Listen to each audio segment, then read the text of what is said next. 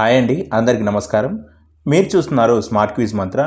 ఇక ఈరోజుటి latest current affairs టాపిక్స్లో భాగంగా ఒలింపిక్స్లో భారత మహిళల ప్రయాణం గురించి మనం ఇక్కడ తెలుసుకునేటువంటి ప్రయత్నం చేద్దాం. అలాగే 2024 ఒలింపిక్స్కు ప్యారిస్ వేదికగా సన్నాహాలు పూర్తయినటువంటి సమాచారాన్ని, అలాగే 2024 ఒలింపిక్స్కి సంబంధించినటువంటి విశేషాలు, అంతేకాదు మొట్టమొదటిసారిగా భారత్ తరపున ఒలింపిక్స్ బరిలో దిగినటువంటి మహిళ ఎవరు, అలాగే మొదటిసారి పతాకం తెచ్చినటువంటి క్రీడాకారిణి ఎవరు, ఇలాంటి విషయాలన్నింటి గురించి కూడా క్లుప్తంగా తెలుసుకునేటువంటి ప్రయత్నం చేద్దాం. ఇక మీరు కనుక స్మార్ట్ క్విజ్ మంత్ర ఛానల్ని మొదటిసారి చూస్తున్నట్లయితే ఛానల్ని సబ్స్క్రైబ్ చేసి పక్కనే ఉన్నటువంటి గంట సింబల్ని నొక్కండి. ఇలా గంట సింబల్ నొక్కడం ద్వారా మేము చేసేటువంటి ఇలాంటి లేటెస్ట్ అప్డేట్స్ అన్నీ మీకు నోటిఫికేషన్ ద్వారా అందుతాయి. అయితే కొన్ని అనివార్య కారణాల వల్ల ఇన్ని రోజులు కొన్ని వీడియోస్ అనేది చేయలేకపోయాం. ఇప్పటి నుంచి మీకు ఎప్పటికప్పుడు లేటెస్ట్ అప్డేట్స్ అన్నీ మీకు మీ ముందుకు తీసుకురావడానికి ప్రయత్నం చేస్తాం. ఇక వివరాల్లోకి వెళ్తే, ప్రపంచ క్రీడల పండుగ 2024 ఒలింపిక్స్కు ప్యారిస్ వేదికగా కూడా సన్నాహాలు పూర్తయినటువంటి విషయాన్ని కూడా ఇక్కడ మనం చూసుకోవచ్చు. అంతేకాదు జూలై 26 నుంచి ఆగస్టు 11 వరకు జరిగేటువంటి ఈ క్రీడా సంబరంలో 204 దేశాలకు చెందినటువంటి 10,000 మంది అథ్లెట్లు పాల్గొనబోతున్నారు అంటూ కూడా ఇక్కడ మనం చూసుకోవడం జరుగుతుంది. అంతేకాదు భారత్ నుంచి 125 మందికి పైగా అథ్లెట్లు బరిలో నిలవబోతున్నారంటూ కూడా ఇక్కడ మనం చూసుకోవచ్చు. అయితే వీరిలో 40 మందికి పైగా మహిళా అథ్లెట్లు ఉన్నారంటూ కూడా ఇక్కడ మనం చూసుకోవచ్చు. అయితే ఇందాక మనం మాట్లాడుకున్నట్టు అసలు మొట్టమొదటిసారిగా భారత్ తరపున ఒలింపిక్ బరిలో దిగినటువంటి మహిళ ఎవరు, అలాగే మొదటిసారిగా పతాకం తీసుకొచ్చినటువంటి క్రీడాకారిణి గురించి కూడా ఇక్కడ మనం తెలుసుకుందాం. ముందుగా చూసుకున్నట్లయితే నీలిమా ఘోష్. ఈ నీలిమా ఘోష్ గారి గురించి ఇక్కడ చూసుకున్నట్లయితే 72 ఏళ్ల క్రితం ఒలింపిక్ పోటీల్లో పాల్గొన్నటువంటి తొలితరం అమ్మాయిగా ఈ నీలిమా ఘోష్ గారి గురించి ఇక్కడ మనం చెప్పుకోవచ్చు. అయితే 1952 హెలింస్కి ఒలింపిక్కు భారత్ నుంచి 4 అమ్మాయిలు వెళ్ళారు అంటూ కూడా ఇక్కడ చూసుకోవడం జరుగుతుంది. అంతేకాదు వారిలో మొట్టమొదటిసారిగా పోటీలో పాల్గొన్నటువంటి అమ్మాయిగా కూడా ఇక్కడ మనం నీలిమా ఘోష్ గురించి చెప్పుకోవచ్చు. అయితే అందుకే ఆమెను తొలి భారత మహిళా ఒలింపియన్గా చెబుతూ ఉంటారని కూడా ఇక్కడ మనం చెప్పుకోవచ్చు. అయితే అప్పటికి ఆమె వయసు చూసుకున్నట్లయితే 17 ఏళ్లుగా చెప్పుకోవచ్చు. అయితే పైగా 100 మీటర్ల పరుగు, అలాగే 80 మీటర్ల హాల్డిల్ 2 విభాగాల్లో పోటీ పడ్డారంటూ కూడా ఇక్కడ చెప్పుకోవడం జరుగుతుంది. అయినా కూడా ఆ ఒలింపిక్లో భారత్కు పతాకం లభించలేదు అంటూ కూడా ఇక్కడ మనం చెప్పుకోవడం జరుగుతుంది. ఏంటంటే భారత్ నుంచి పోటీలో పాల్గొన్నటువంటి తొలితరం అమ్మాయిగా నీలిమా ఘోష్ గురించి ఇక్కడ మనం చూసుకోవడం జరిగింది. ఇక అలాగే ఇక్కడ చూసుకున్నట్లయితే ప్యారిస్లో జరగబోతున్నటువంటి ఈ ఒలింపిక్స్లో తొలిసారి 4 తెలుగు అమ్మాయిలు పాల్గొనబోతున్నారంటూ కూడా ఇక్కడ మనం చూసుకోవచ్చు.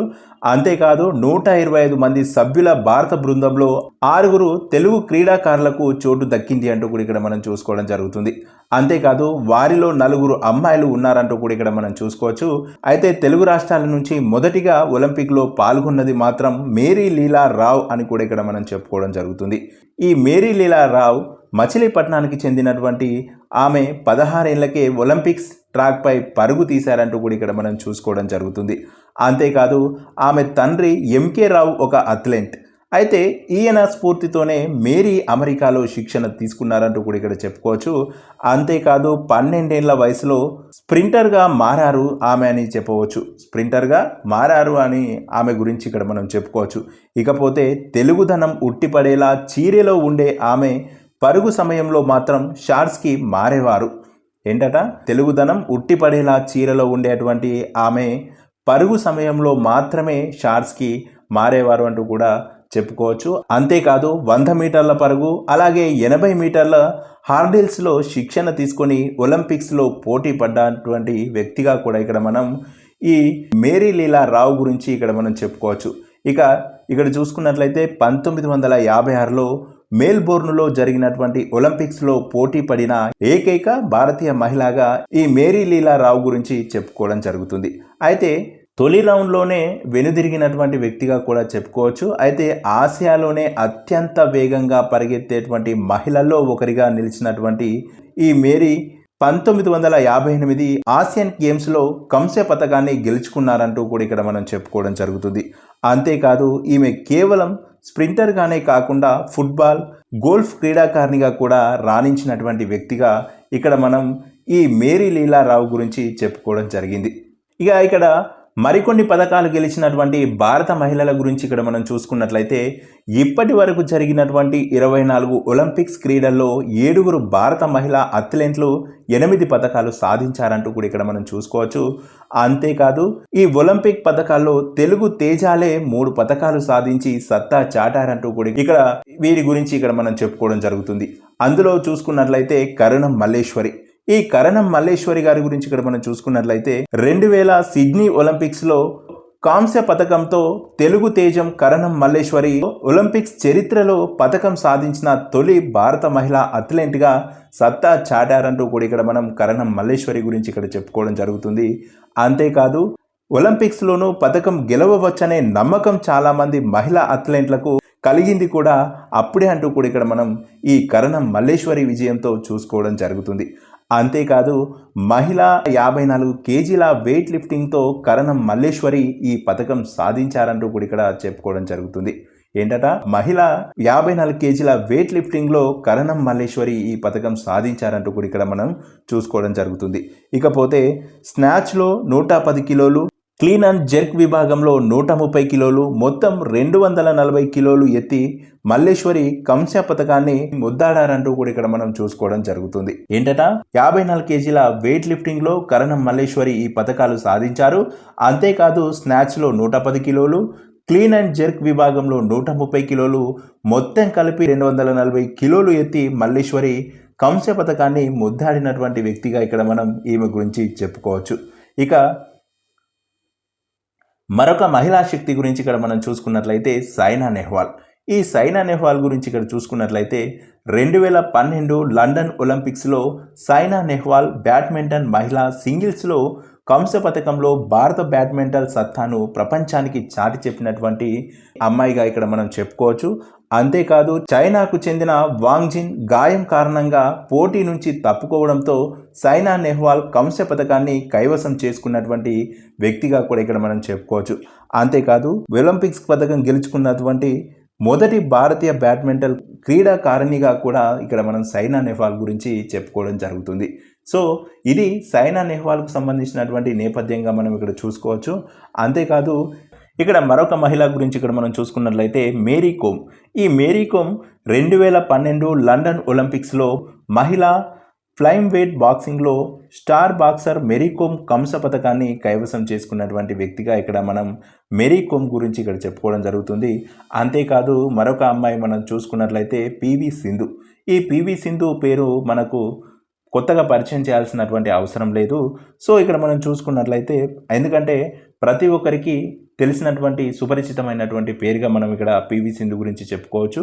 ఇక ఈమె నేపథ్యం మనం చూసుకున్నట్లయితే 2016 రియో ఒలింపిక్స్లో మహిళా సింగిల్స్ బ్యాడ్మింటన్లో రజత పథకం సాధించినటువంటి అమ్మాయిగా ఇక్కడ మనం పివి సింధు గురించి చెప్పుకోవచ్చు.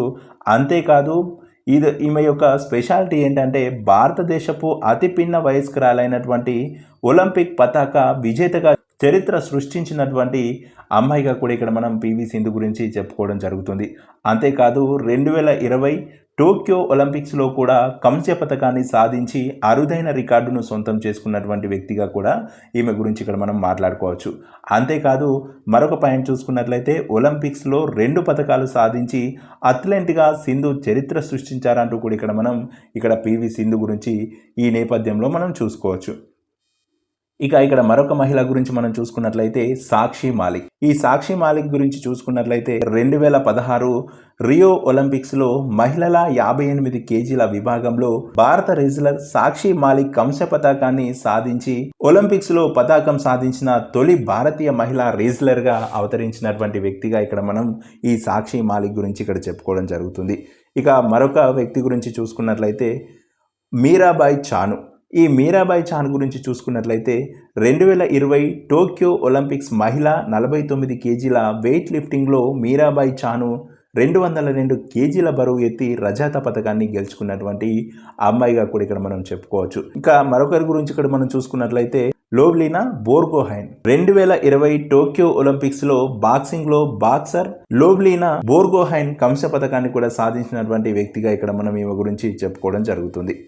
ఇక ఇప్పుడు మళ్ళీ ఈ 2024 ఒలింపిక్స్లో బరిలో ఉన్నటువంటి 4 తెలుగు అమ్మాయిల గురించి ఇక్కడ మనం చూసుకున్నట్లయితే ముందుగా సింధు. ఈ పివి సింధు గురించి ఇక్కడ మనం చూసుకున్నట్లయితే ఒలింపిక్స్ బరిలో నిలవడం, పతకాలు సాధించడం తెలుగు తేజం పివి సింధుకు కొత్తేమీ కాదు అంటూ కూడా ఇక్కడ చెప్పుకోవచ్చు. అంతేకాదు సింధు ఖాతాలో ఇప్పటికే 2 ఒలింపిక్స్ పతకాలు ఉన్నాయంటూ కూడా ఇక్కడ మనకు తెలుసు.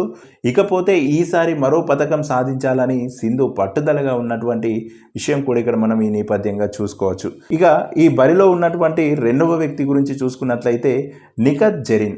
ఈ నిఖత్ జరీన్ మహిళా బాక్సింగ్లో తెలంగాణ థండర్ బాక్సర్ నిఖితా జరీన్ 50 కిలోల విభాగంలో పోటీ పడుతున్నారు.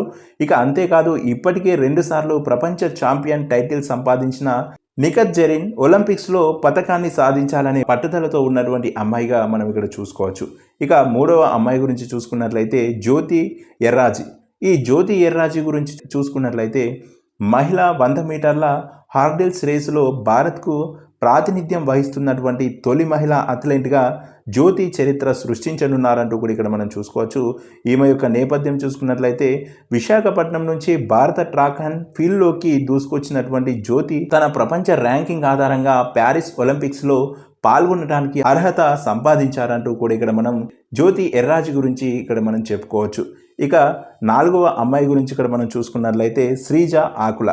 ఈ శ్రీజ ఆకుల భారత మహిళా టేబుల్ టెన్నిస్లో అత్యుత్తమ ర్యాంకర్గా నిలిచినటువంటి హైదరాబాదీ ప్లేయర్ ఈ శ్రీజ ఆకుల. అయితే తొలిసారిగా ప్యారిస్ ఒలింపిక్స్లో పాల్గొనడానికి అర్హత సాధించినటువంటి వ్యక్తిగా కూడా ఇక్కడ మనం శ్రీజ ఆకులకు సంబంధించినటువంటి నేపథ్యంలో ఇక్కడ మనం చూసుకోవడం జరుగుతుంది.